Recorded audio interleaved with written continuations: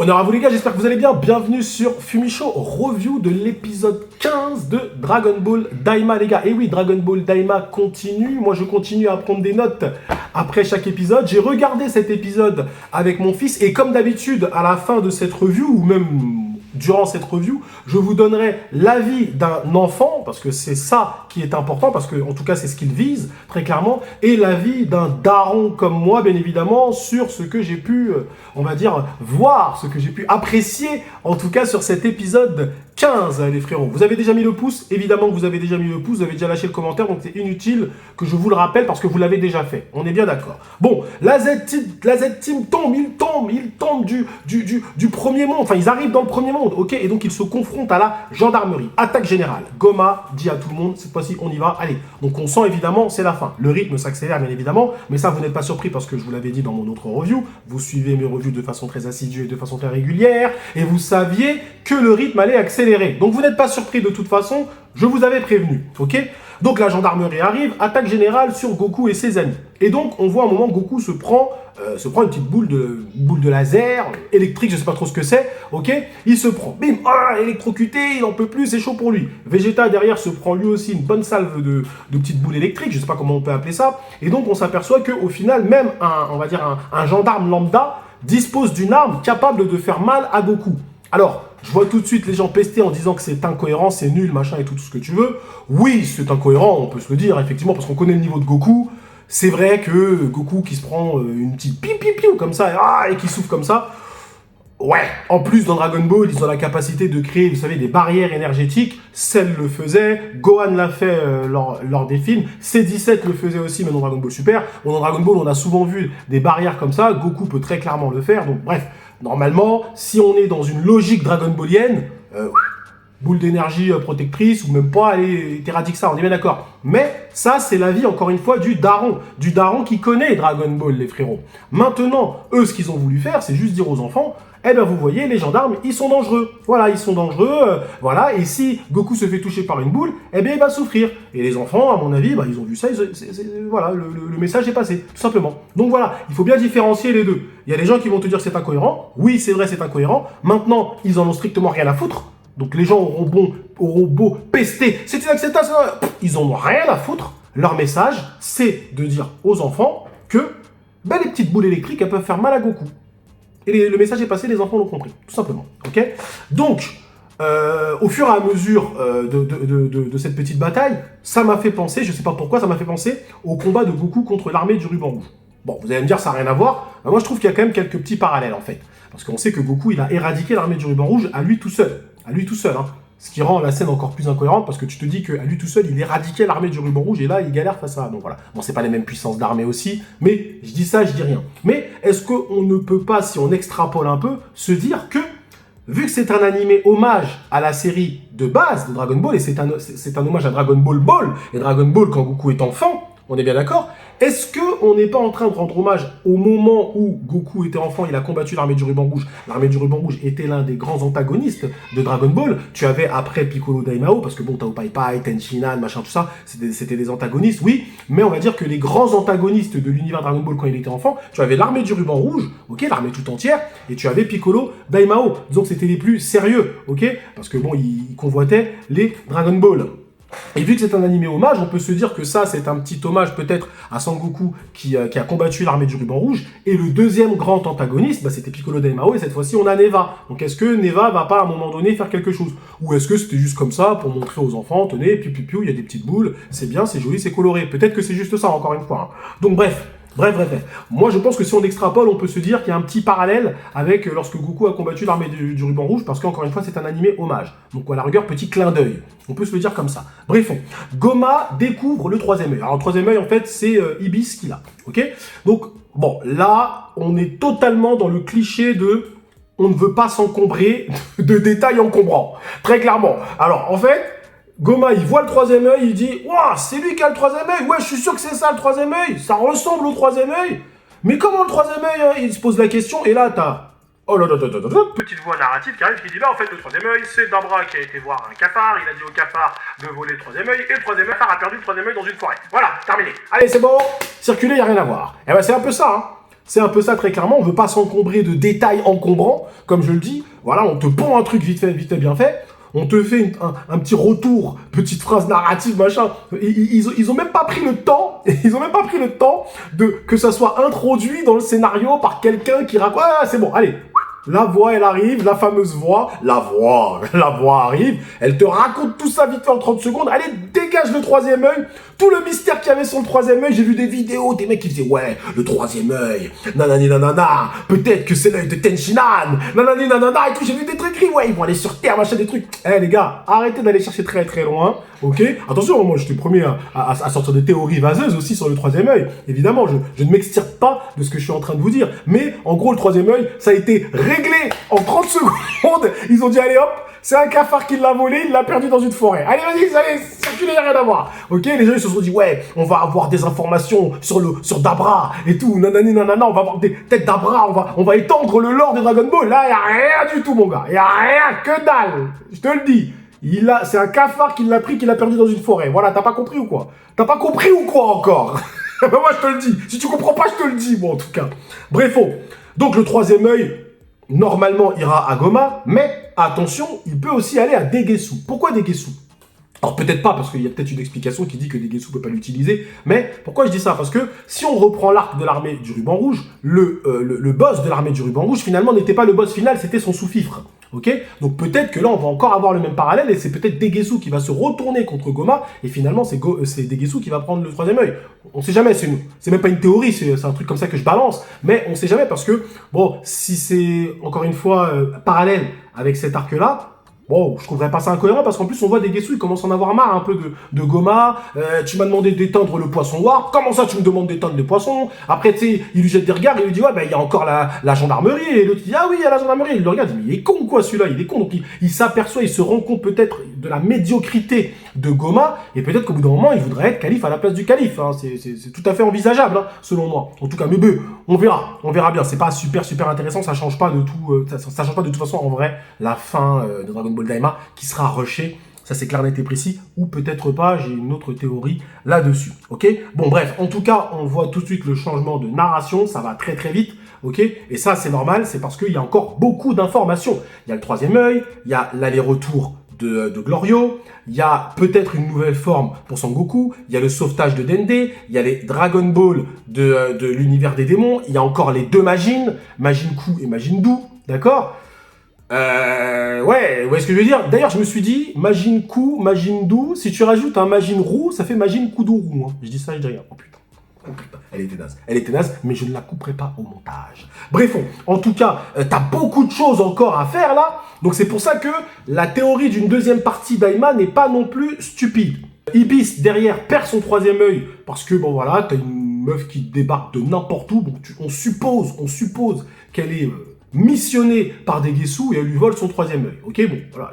Franchement, encore une fois, comme je vous dis, si on reprenait la narration du début de Dragon Ball Daima, il se serait pris la tête avec des détails inutiles. C'est-à-dire qu'on aurait vu Degesu aller, il missionne la meuf, ouais voilà, tu dois faire ça. Ils auraient pris le temps de faire ça, ok? Ils nous auraient peut-être pondu encore un vaisseau cassé, parce qu'ils adorent ça, les vaisseaux à réparer. Ils adorent ça, Dragon Ball Daima. Allez, attention, Degesu, en allant là-bas, son vaisseau s'est cassé, il a dû le réparer, et après il va voir la meuf, ouais, je veux dire, donc non, bah voilà, ils se sont pas encombrés avec ça, c'est rapide, pourquoi pas? Voilà, Degesu donne l'œil de façon humoristique. En vrai, c'est un personnage humoristique, donc j'ai envie de te dire, facilité scénaristique, oui et non. C'est le personnage de Ibis qui est comme ça. Excusez-moi, j'ai dit Degesu, c'est Ibis. Hein. Ok, donc Ibis donne l'œil à cette femme qui va très certainement le donner à Degesu, qui normalement va le donner à Goma. On ne sait pas encore, attendons de voir, ok?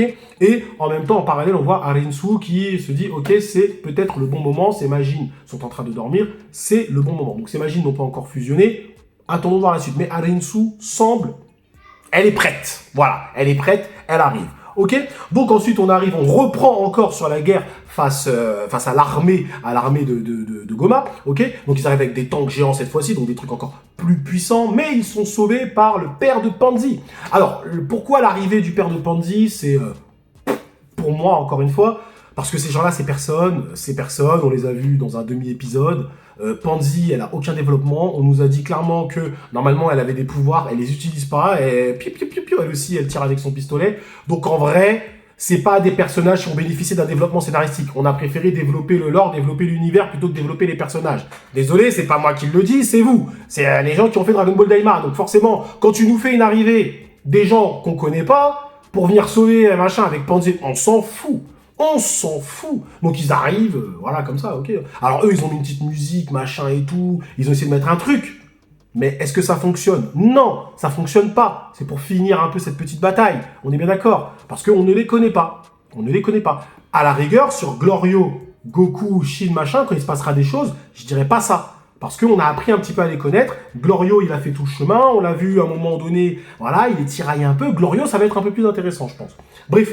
Donc, en tout cas, le père de Pandy arrive. Il sauve tout le monde. Et Goma se rend compte que, finalement, il y a encore le commando Ginu version Dragon Ball Daima qui est encore là. Donc, qu'est-ce qui va se passer au prochain épisode? C'est dit, c'est très clairement Degesu qui va être mis en avant. Ok, donc je pense qu'on le voit, Degesu, il pointe un pistolet sur Dende. D'ailleurs, lui, pas de pitié. C'est un bébé. Enfin, je veux dire, au bout d'un moment. Bref, là, ça nous montre déjà le vrai visage de Degesu.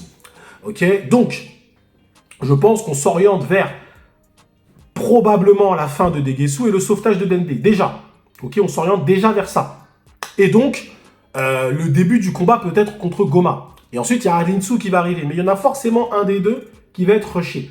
Dans l'optique où on est dans une partie pour Dragon Ball Daima. Si on est dans une seule partie pour Dragon Ball Daima, il y aura soit les deux Majin, ça va se faire rusher et ils vont dégager vite et bien fait avec Arinsu, soit c'est Goma. Mais il y en a un des deux qui va dégager vite et bien fait. Ils développeront pas les deux combats, c'est pas possible, ils n'ont pas le temps. Ils n'ont pas le temps, les gars. Donc arrêtez de vouloir un combat de ouf contre des Majin et un combat de ouf contre Goma, vous n'aurez pas les deux. C'est pas possible, ok? À la rigueur, ce que vous pouvez avoir, c'est que les deux Majin, ce soit Vegeta et Piccolo qui s'en occupent. Parce que Vegeta, niveau SSJ3, il peut s'occuper du gros Majin, et le maigre, Piccolo, il peut se le faire, ok? Et Goku, à ce moment-là, va prendre la menace, à savoir Goma. Donc, ça serait possible qu'ils se séparent. Ça serait intéressant. Pourquoi pas? Et ça permettrait d'avancer vite dans la narration. C'est peut-être même ce qui va se passer. Soit la deuxième hypothèse que j'ai, c'est qu'il y ait une partie 2, c'est-à-dire que la partie 1 se termine sur la victoire de la Z-Team, il sauve Dende, etc. Mais derrière, tu as un ennemi qui pop, Neva ou peut-être Arinsu qui arrive au dernier moment. Et là, ça donne la place à une partie 2 Dragon Ball Daima. Maintenant, là où j'y crois pas trop, c'est que cette œuvre, elle a quand même été scénarisée par Toriyama. Je pense que les Japonais sont très respectueux. Ils vont dire, bon, ça c'est l'œuvre du maître, on n'y touche pas. Et après, nous, on va faire un Dragon Ball autre chose.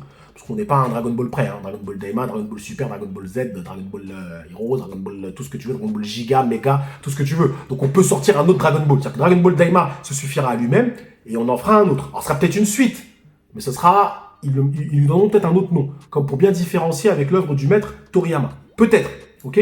Donc, en tout cas, que dire sur cet épisode? Moi j'ai trouvé que l'épisode, de mon point de vue, et après je donnerai le point de vue le plus important pour les ayants droit de Dragon Ball, à savoir le point de vue des enfants. Donc moi, mon point de vue, c'est que c'est un épisode un peu moyen dans le sens où, effectivement, moi, ça me choque que Goku, Vegeta, Piccolo galèrent face à des gendarmes, machin et tout. C'est un peu choquant quand tu connais l'univers Dragon Ball et quand tu as l'échelle des puissances de Dragon Ball, tu peux être choqué face à ça. On peut se le dire, les frérots. Maintenant, là où j'ai trouvé que c'était sympa, je trouve que la mise en scène, les chorégraphies et tout, c'était plutôt pas mal, surtout vers la fin, parce que bon, sinon, dans une grosse partie, c'était juste des petites boules comme ça. Mais sinon, à la fin, il y avait un petit peu plus de chorégraphie. En plus, à la fin, Goku se transforme en Super Saiyan, Super Saiyajin pour aller tuer des gendarmes. Super Saiyajin, hein. Bref. Ils n'ont pas l'échelle des... Ils exagèrent pas du tout. Mais bref, donc en tout cas, voilà, à la fin, la chorégraphie, j'ai trouvé que c'était plutôt sympa. Donc moi, la note que je donnerais à cet épisode, c'est 6,5 sur 10. Ouais, 6,5. Même 7, c'est difficile à donner. En toute honnêteté, 7, c'est difficile. Donc je donne un petit 6,5. Voilà, parce que c'est compliqué de voir ça quand tu connais l'univers Dragon Ball. Voilà, c'est compliqué de voir ça. Et surtout, la narration va extrêmement vite, trop vite, parce qu'ils ont mal géré le rythme avant. Je veux dire, tu pouvais nous mettre des pics émotionnels dans toute la série pour éviter de tout rusher comme ça à la fin. Tu pouvais peut-être à l'épisode 6-7 nous commencer dès maintenant à peut-être nous faire une confrontation peut-être avec Arinsu, je sais pas, et après tu fais Goma et à la fin tu fais Neva, j'en sais rien si Neva est un méchant. Ouais, tu peux étaler tes combats. T'es pas obligé de tout mettre à la fin comme ça. Ok? Donc bref, moi après c'est un avis. C'est un avis, attention. Ça ne veut pas dire que c'est incohérent. Ok? Et j'ai trouvé que les explications sur le troisième œil, ça faisait un peu allez, emballer ses pesées, dégager. Vous voyez ce que je veux dire? Donc voilà. Moi, je mets ouais, 6,5, 6 sur 10. Mais tu regardes ça tranquille, c'est cool. Tu regardes ça avec ton fils, ta fille. Tu regardes ça tranquille. Ça, c'est le bon point. Maintenant, évidemment, les enfants, est-ce que les enfants vont apprécier? Alors, je dis les enfants, je parle en général, mais je ne peux pas non plus me mettre à la place de tous les enfants. Mais d'un point de vue général, les enfants, je pense, ont apprécié. Moi, je sais que mon fils, en tout cas, il a apprécié parce que c'était très coloré, très vivant, très dynamique, forcément. Donc, lui, on va dire qu'il s'encombre pas avec des détails de, oui, la puissance d'un tel. Il s'en fout, lui. Voilà, mais ce que dire, vous lui donnez un combat, il prend le combat pour ce qu'il est. C'est comme ça, c'est voilà, et c'est fait pour eux. Donc, c'est pour ça qu'il s'encombre pas avec des détails de cohérence, de puissance. En vrai, vis-à-vis de l'univers Dragon Ball de base, parce qu'ils savent derrière que c'est pour les enfants, donc ils s'en foutent. Ils s'en foutent clairement, les frérots. Donc voilà. Donc, est-ce que c'est un pari réussi, encore une fois, pour la Toei? Oui, c'est un pari réussi. Eux, en tout cas, ils ont réussi. Alors, je vois déjà les darons comme moi qui vont pas être contents, parce que non, on veut que Dragon Ball soit à nous. C'est à nous, Dragon Ball. Et non, on veut pas que ce soit pour c'est pas pour les enfants. Et oui, non, les frérots, ils s'en foutent. Tu n'es pas la cible, d'accord? Donc, si tu veux kiffer Dragon Ball, tu reprends les tomes et tu les lis et c'est tout. Mais Dragon Ball Daima, c'est pas fait pour que tu kiffes. Alors, tu peux kiffer, attention, et tant mieux pour toi, mais c'est pas fait pour toi dans tous les cas. Donc voilà. C'est un pari encore une fois réussi pour la Toei. Et c'est pour nous, les darons, évidemment, c'est pas un échec. Alors peut-être qu'ils arriveront peut-être sur la fin à réconcilier les deux et à faire un truc cohérent pour nous, on va apprécier avec une belle mise en scène et tout, et en même temps assez dynamique et tout, etc. pour les enfants. Peut-être qu'ils arriveront à cumuler les deux. Mais après, attention, le fait de dire que c'est un animé pour enfants, ça ne veut pas forcément dire que tu dois donner un sous-animé, tu dois donner une merde. Non, justement, c'est parce que c'est un animé pour les enfants que tu dois encore plus faire attention. Mais les détails qui vont nous déranger, nous, ne dérangeront pas les enfants. C'est ça que j'essaie de vous faire comprendre, les frérots. Ok? Donc voilà. Dragon Ball Daima, épisode 15. Moyen, 6 sur 10, 6,5 sur 10. Mais 10 sur 10 pour les petits. Merci à vous d'avoir suivi cette review un peu plus longue que d'habitude, jusqu'au bout. Prenez soin de vous. Et que l'on soit avec Degesu. Et oui, Degesu, faut bien qu'il serve à quelque chose, celui-là.